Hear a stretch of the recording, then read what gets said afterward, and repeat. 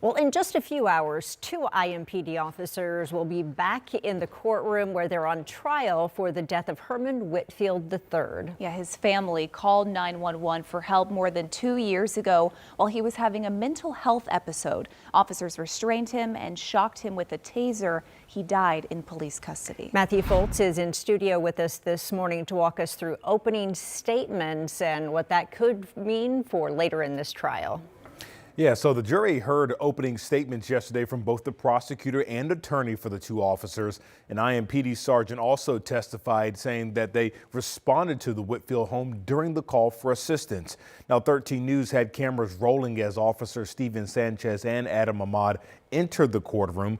We also were only allowed to film the opening statements of day one, and during those statements, the prosecution questioned the officers, telling the jury they had their hands on Whitfield's body as he was face down in handcuffs.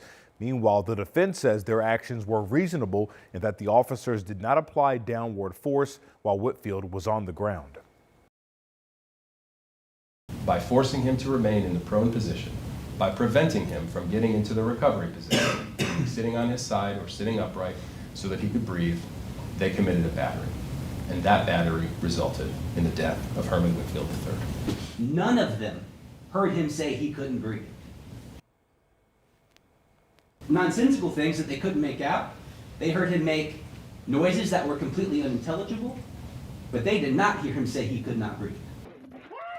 The jury also saw IMPD body camera video from another sergeant's viewpoint who also responded that night. Julian and Samantha, we do know that 3 witnesses were called to the stand on day one, including Herman's father. We'll share more on that coming up on 13 Sunrise here at 6:30. Okay, we'll see you then. Matthew, thank you.